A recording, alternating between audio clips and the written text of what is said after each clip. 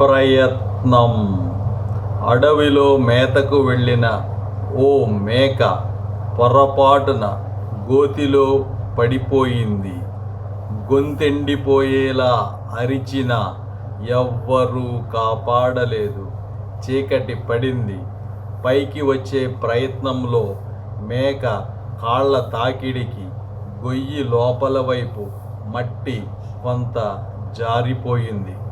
తెల్లవారాక మరింతగా శ్రమించి గోతి చుట్టూ కాళ్లతో తడుతూ లోపల గుట్టగా పోగుపడిన మట్టి మీద నిలబడి ఒక్క గెంతుతో బయటపడి ప్రాణాలు దక్కించుకుంది.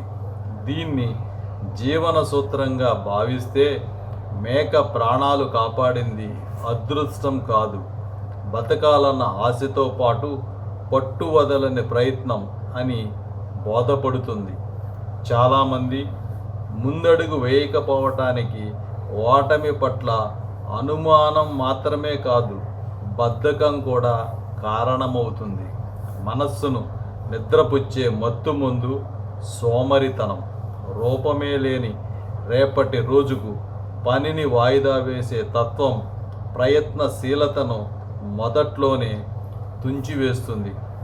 అరచేతిలో చదువు గీత లేదని పాణిని పశువుల్ని కాయమని గురువు పంపిస్తే రాతితో గీతను తానే గీసుకొని అలుపెరగని ప్రయత్నంతో 4000కు పైబడిన సంస్కృత వ్యాకరణ సూత్రాలతో అష్టాధ్యాయిని మహేశ్వర సూత్రాలను రచించి ప్రపంచానికి ఇచ్చాడు.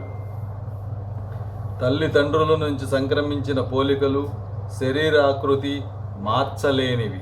అయితే బుద్ధి ఎదుగుదలను చుట్టూ ఉన్న పరిస్థితులు, గడించిన అనుభవాలు శాసిస్తాయి. పెరిగే వాతావరణం, కుటుంబ నేపథ్యం, మిత్రుల ప్రభావం మనిషి బుద్ధిలోనూ నడవడికలోనూ మార్పులు తెస్తాయి. నిరాశకు లోనవని తత్వాన్ని అలవర్చుకున్న వివేకవంతుడైన మనిషి ప్రతికూల పరిస్థితులను స్వప్రయత్నం ద్వారా అనుకూలంగా మార్చుకోగలడు. గురువు కాదన్న పట్టుదలతో ప్రయత్నించి విలువిద్యలో పట్టు సాధించిన ఏకలవ్యుడిది లక్ష్య శుద్ధి. భగవంతుడి సృష్టిలో మనుషులంతా సమానమేనని నమ్మి వైఫల్యాలకు నెరవకుండా స్వయం కృషితో అమెరికా చరిత్రను పునర్లిఖించారు అబ్రహం లింకన్. ఆయనదే ధ్యేయశుద్ధే. కార్యశుద్ధికి కావలసింది చిత్తశుద్ధి.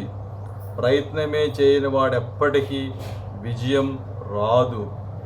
ప్రయత్నం చేయాలన్న ఆలోచన వచ్చి అది ఆచరణగా మారితేనే గెలిచే అవకాశం ఉంటుంది.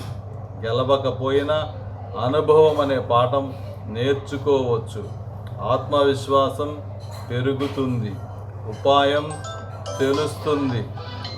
ఎందరో విజేతలు ఓటమిని రుచి చూసి గట్టి ప్రయత్నంతో శిఖరాలు అందుకున్న వారే. ఎన్ని కష్టాలైనా ఓర్చుకొని కార్య సఫలత సాధించిన సందర్భంలో భగీరథ ప్రయత్నం అనే జాతీయం వాడతారు. గంగమ్మను దివి నుంచి భువికి తెచ్చి తన పూర్వీకులను సద్గతులు కలిగించడానికి భగీరథుడు పడిన శ్రమ అనన్య సామాన్యమైనది. అలాంటి పట్టుదల లేకుండా అప్పటికప్పుడే ఫలితం లభించాలన్న తొందరపాటు, తద్వారా భంగపాటు నేటి సమాజంలో యువతరాన్ని కుంగుబాటు వైపు నెట్టేస్తున్నాయి. పంట పండాలంటే దుక్కి దున్ని పదునుతో విత్తు నాటి నారు పోసి నీరిచ్చి పురుగు పుట్ర సోకకుండా జాగ్రత్త పడాలి. పక్వానికి వచ్చేదాకా ఎదురు చూడాలి. సరైన ప్రణాళిక, నిబద్ధత కలిగిన ప్రయత్నం, క్రమశిక్షణ గల జీవనశైలి విజయం వైపు నడిపిస్తాయి. ఇంత కష్టపడ్డా అనుకూలమైన ఫలితం రాకపోతే ఆత్మవిశ్వాసంతో మరో ప్రయత్నానికి సిద్ధమవ్వాలి. అంతే తప్ప నిరాశకు తావివ్వకూడదు.